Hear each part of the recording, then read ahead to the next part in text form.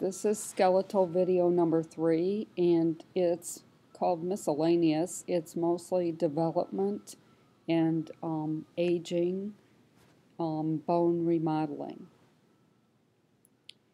First of all, the process of bone formation is called ossification, and you may have wondered how a fetus goes from a number of cells to eventually having bones. The process is called ossification.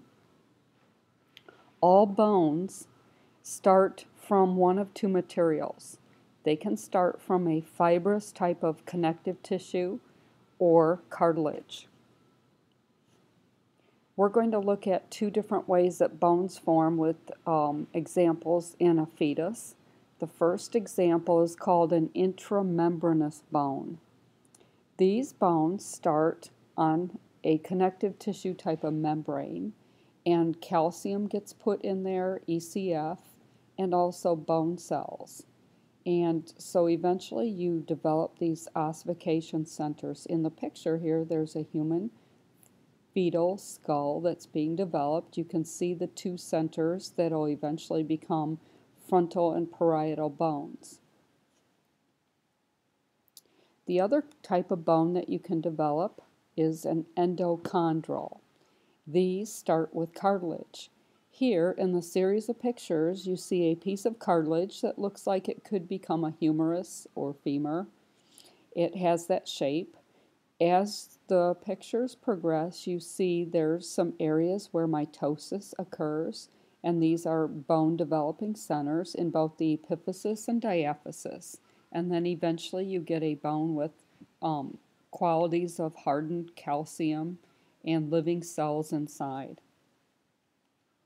Now let's put those two ideas together. Here is an X-ray of an 18-week-old fetus. You see the intramembranous bones developing in the skull in the red areas. Between them is an area of cartilage called a fontanelle. Babies are born with cartilage between these skull bones. The skull bones are not sutured. This provides some flexibility during childbirth and also room for brain growth. Now, if you look at the long bones, say the radius, ulna, humerus, they're marked endochondral. Again, those started from cartilage. Also, what's interesting in this diagram is the fact that there's no visible carpals. The carpals are still in the cartilage stage, rather. So quite a bit of bone development in 18-week-old fetuses. Next, I want to introduce the idea, because this relates to a lot of the bone health information that you read about. We're not only concerned about bone health in developing kids that are not their adult height yet, but also all humans, all adults, do something called bone remodeling. It is natural, it's normal, and so there are two different kinds of cells that are found in your bones along with the regular bone cells, the osteocytes. The first kind is called osteoblasts, and these build up bone. Think blast, B, build up bone. And they put calcium into the bone. This is what keeps your bone dense, not frail. Osteoblasts. The opposite kind of cells are also found in all normal humans. This is natural. You do really have bone-destroying cells, and they pull the calcium out of the bone. So at any given time, you are going through cycles where some of your bone is being torn down or destroyed, but also being built up again. And we now think that this is a normal process, and that this process of remodeling keeps your bones healthy and strong in structure. Next slide. When we have more osteoclast, or destruction, than osteoblast building up, the result is called osteoporosis. You can see how the bone is not as dense.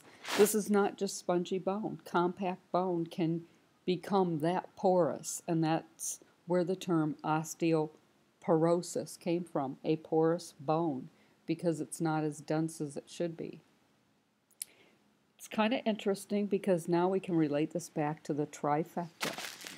To prevent osteoporosis, we believe that through many, many years, through a lifetime, you need adequate calcium, along with some other minerals like phosphorus, magnesium that help the calcium get put into the bone, exercise, activated vitamin D. There are drugs that can build up bone. Say, you might have heard some of these advertised on TV, like Boniva or Fosamax.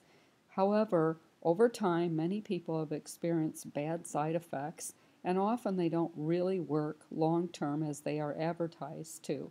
So the best way to have healthy bones is to really take care of the trifecta, things that affect that trifecta, so that over a lifetime you have bone strength, good posture through the aging process, and do not have breakage that occurs very readily in some elderly people. That's the end of the third skeletal video.